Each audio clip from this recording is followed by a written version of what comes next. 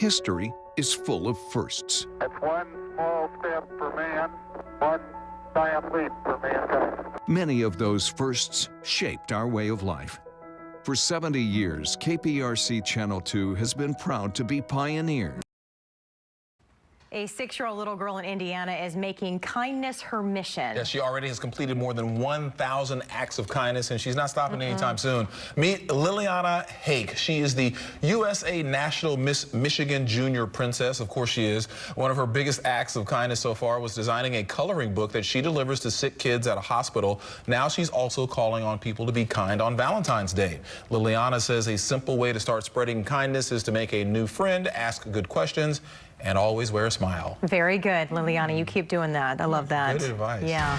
All right. That's it for Channel 2 News at 4. The news at 5 begins in 60 seconds. Don't go away.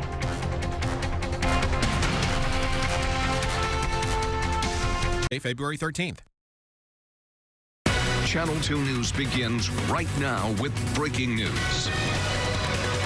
That breaking news is out of Sugar Land, where a woman and child have been found dead in a home. And right now, investigators are trying to piece together a link between that crime scene and a man found dead of a gunshot wound near San Antonio. Channel 2 Sally Mamdou is live tonight in the Great Wood subdivision with the very latest. Sally. And Keith, police have just released the identity of the man who turned the gun on himself. He's been identified as 53-year-old Richard Logan. He was found in San Marcos with a self-inflicted gunshot wound. Police tell us he lived in this home right behind me here, where 2 people were shot and killed. Among the 2 was an 8-year-old boy. Police have yet to confirm the relationship between the 2 people found dead inside the Sugar Land home and Richard Logan, but they do tell us all 3 lived inside the home. Police say the 2, which was a middle-aged woman and the boy, were discovered during a welfare check by police that came as a request from Guadalupe County Sheriff's Office once Richard was found. Now, police don't believe the woman and the child have been dead for long. We believe it's been several hours. We're still, it's early in the investigation, but we do believe that they've been in their positions for several hours.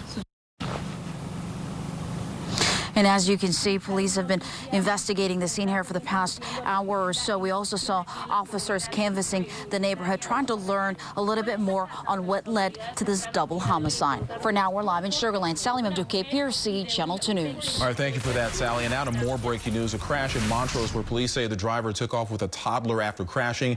This happened on Woodhead Street and Marshall Street. Channel 2's Jacob Rascone is live there now with more. Jacob.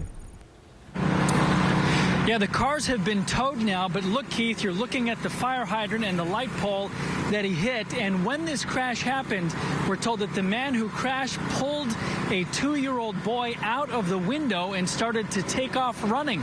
You're going to look at pictures now of the Jeep that man was driving. We're told that this initially started a mile away, that he hit somebody in the back, and now you're going to see that car, the Nissan. And then the Nissan started to chase after the Jeep, and they went on for about a mile, going in and out of traffic, blowing past stop signs, even running a red light, and then coming to an end right here.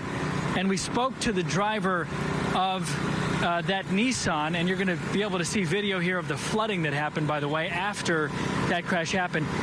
The driver of the Nissan says he chased after the guy because his Nissan is paid off. He doesn't have full coverage, and he just wanted the insurance information for that guy.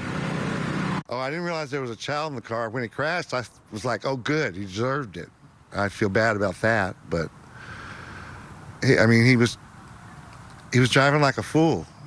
Jeeps are top heavy, and he was swerving in and out of traffic, going around cars, cutting cars off. He was driving like a maniac. So that man, Ray McAllister, says that when the man driving the Jeep got out of the window with the baby and started running, a neighbor who lives around here convinced that man to stop running because the baby might need some help. So they ended up going to the hospital. The police arrived, of course, and they're on scene now. They went to the hospital, and the man, we're told by an officer here, refused treatment. And so it appears that he's okay and that the baby boy, who we're told is 2 years old, is okay also. Reporting live here, Jacob Rascone, KPRC, Channel 2 News. Jacob, thank you. Now to a developing story out of the Sienna Plantation community of Missouri City. That's where families say the water coming out of their shower heads and sinks is causing serious skin reactions. Channel 2's Marianne Martinez is live tonight where dozens of people are reporting similar concerns. Marianne. Well, bottled water is becoming pretty popular out here in Sienna Plantation, where people are now bathing with it. Now, we've been seeking answers for these folks all day long about what exactly is in the water and answers from officials about whether this is, in fact, causing any kind of skin irritation or rashes. So far, we have gotten no answers. Red welts all over Noreen Covey's body. It started here. It's still here. It moved up to my neck. And for some reason, my left leg is rash central. Her rashes started appearing in late January. On January 28th, Missouri City, who provides the water to Covey and all of Sienna Plantation, switched from groundwater to well water. These are the areas affected. Some residents noticed a strong smell of possibly chlorine and a slimy feel to the water.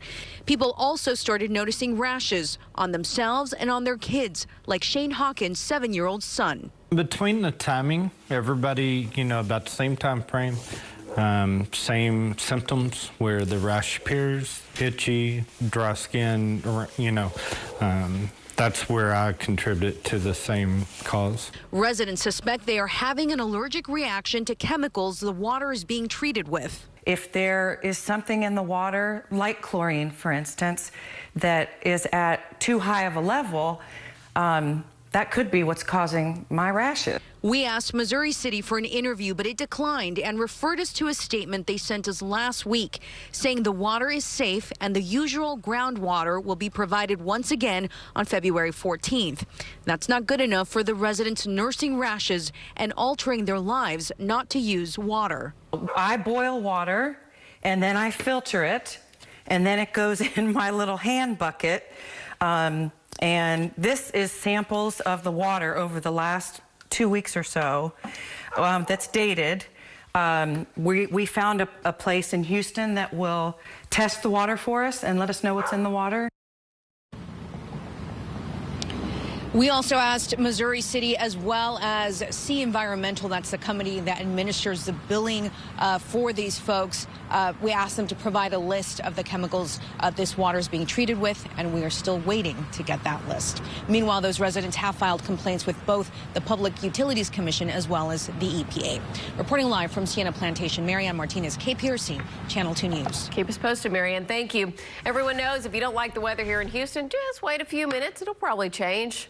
This week, isn't it? Look at that. Yeah, that's actually a camera, one of our cameras. We have no idea what's on the other side of that. My goodness. Downtown. But it looks foggy and kind of murky out there on the other side of that rain. Been a little misty out, that's for sure. Galveston, especially marine interests, under dense fog advisories. Look at that, 3/4 mile visibility. High Island, Galveston 1 in Angleton, 2 in Tomball, 1.5 miles Conroe. So it's really cratered in lots of spots. Be careful as you head out. That's what it looks like, and you can see it's slow going. At 54 in Conroe right now. In fact, mid to upper 50s just about everywhere, and they're not going to change if you're headed out to walk the dog. Right there in the mid 50s all the way through, although that may change a little more toward morning. We'll talk about that. It remains on the misty side, that's for sure. The big weather changer is back out in just south of Albuquerque, moving into El Paso. That's going to continue to slide our way, and as it does, that means the threat for stronger showers and storms is certainly in the area as we move into Wednesday, finally clearing Thursday. We'll talk about the timeline coming up. You can see there is a quick warm-up. It doesn't last, but we'll have the timeline for the cold front. And Valentine's looks to be some nice cuddle weather. It's all straight ahead. Lauren? All right, Frank, thank you. Police say it was an easy target for thieves. A pickup truck left running and unlocked outside of a restaurant.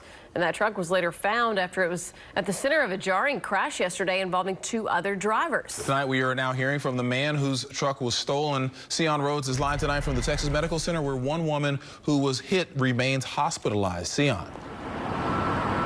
And Houston police identifying that victim as 89-year-old Liz Grice. She is a former Harris County commissioner with a very long history of service in this community. And meanwhile, the owner of that stolen truck speaking out about it, saying he can't believe any of it happened. Gosh.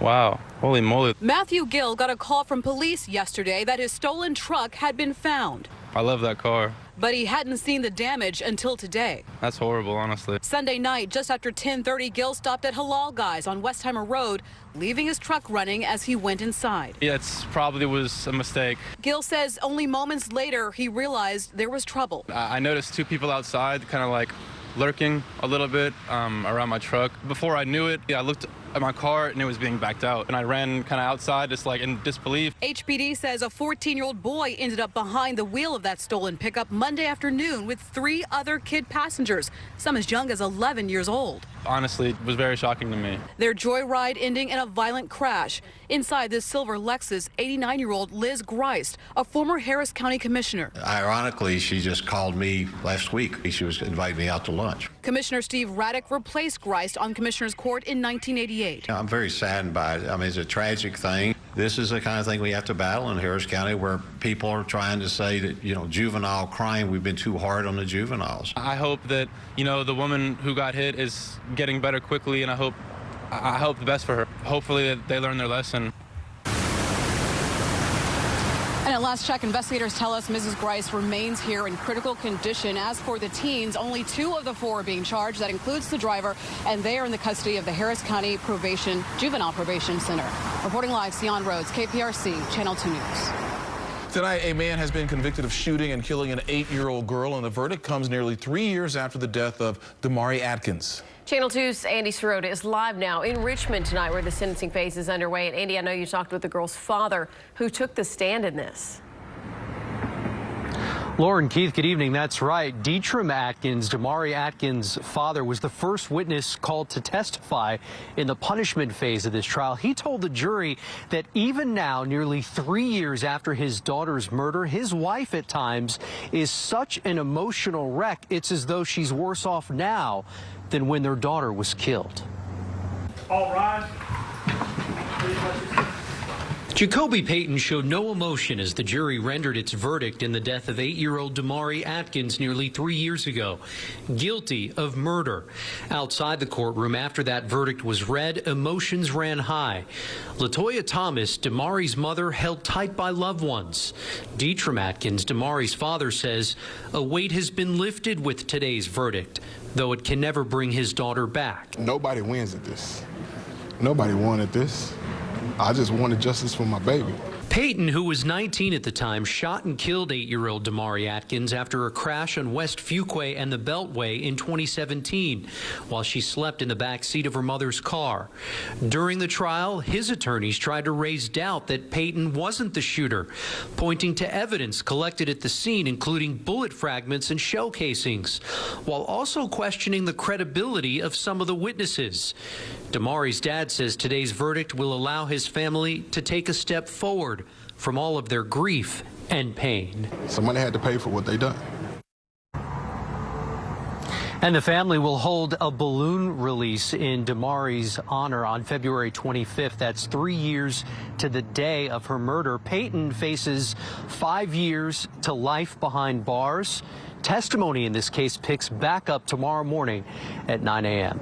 Live in Richmond tonight, Andy Sirota, KPRC, Channel 2 News. Andy, thank you. New video shows a big group of thieves come crashing into a local CVS, and they had their sights set on just one thing. And a Houston-sized celebration honoring the life of longtime City Secretary Anna Russell.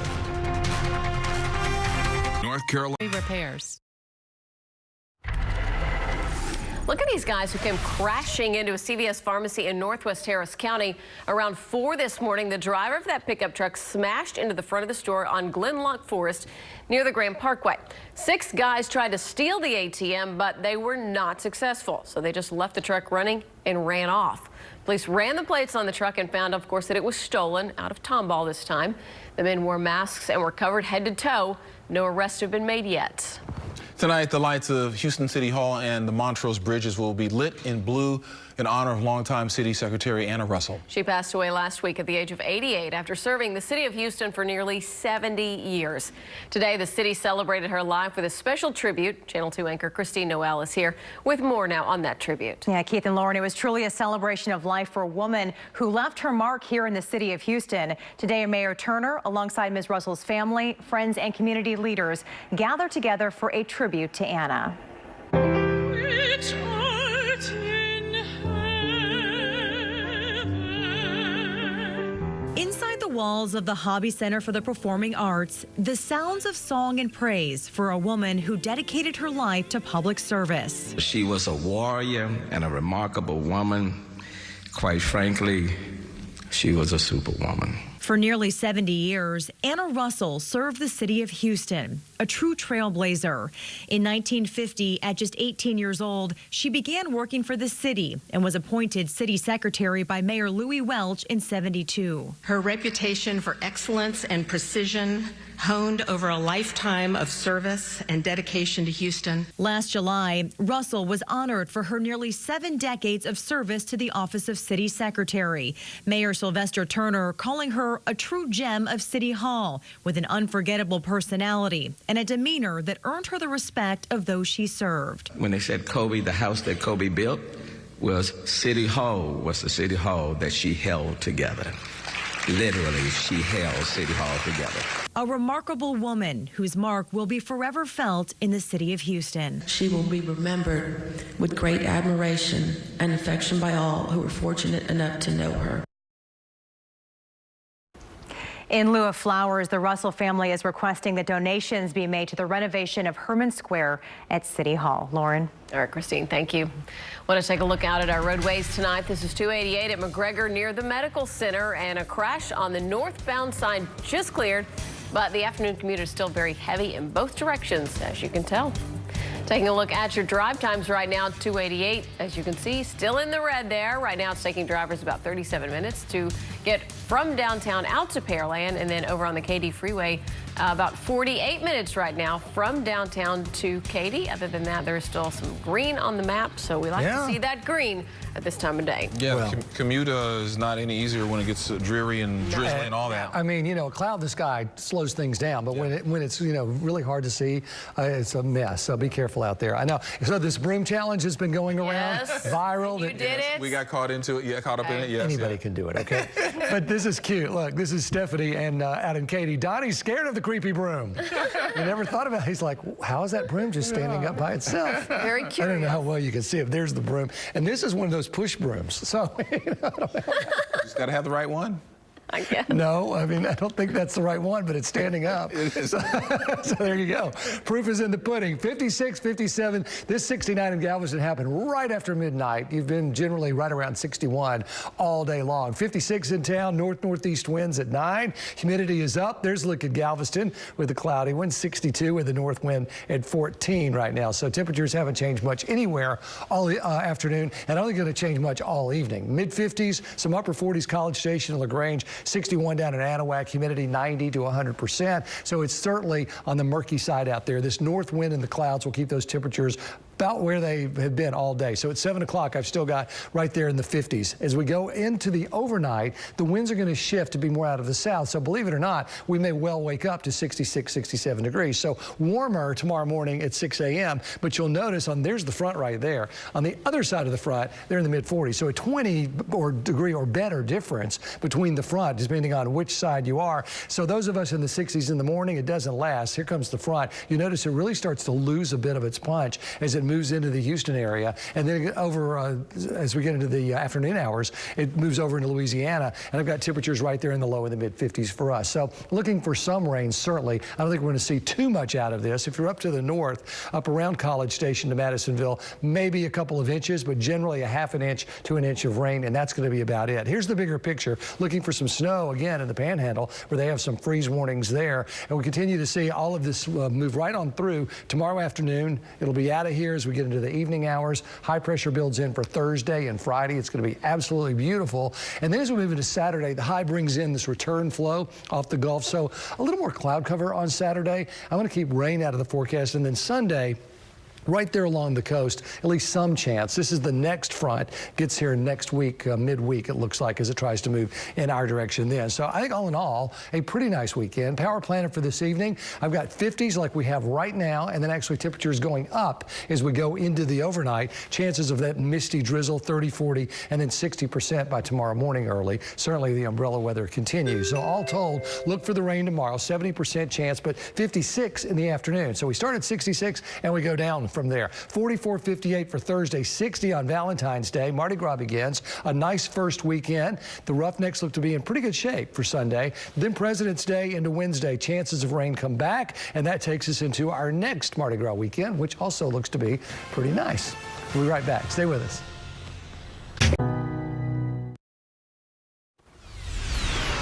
Here in Houston tonight, it is not the spread of the coronavirus that has health officials worried, but rather the spread of rumors and bogus claims. So today, Harris County launched a new rumor control webpage dedicated to what's fact and what's fiction about the deadly virus.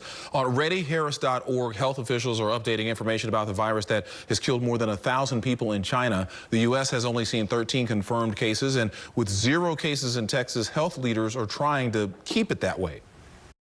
Folks are welcome to reach out to us, to the public health department as well, if they'd like for us to look into a myth. But we'll continue watching social media and observing and debunking myths, because we don't want falsehoods to spread. It causes unnecessary concern, and it's very, very problematic for our community. It's just wrong to spread false rumors. The website, again, readyharris.org. NBC Nightly News continues our coverage of the coronavirus outbreak coming up at 5:30. In the meantime, we'll be right back.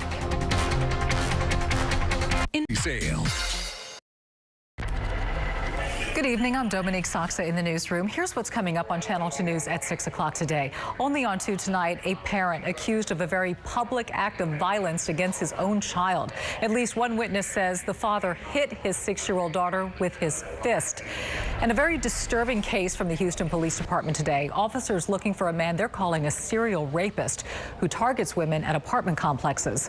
And new tonight, your chance to be part of the future of space. See if you have what it takes to make it to the next astronaut class. These stories and more coming up at the top of the hour on Channel 2 News at 6. We'll see you then. All right, having the right stuff. Okay. That's right. I'm curious to see that, Dominique. I bet we could do it. Yeah, I'm too spacey. All right, here's a look at the radar. You can see there are these light showers out there. More than anything, it's foggy and it's misty and it's cold. So that's going to be your evening. And then the change comes tomorrow. I'll time it out coming up at 6. Do you think you have to be able to do math to be an astronaut? Yes. That would be a problem. Probably be pretty good at that, and science is my guess. Yeah.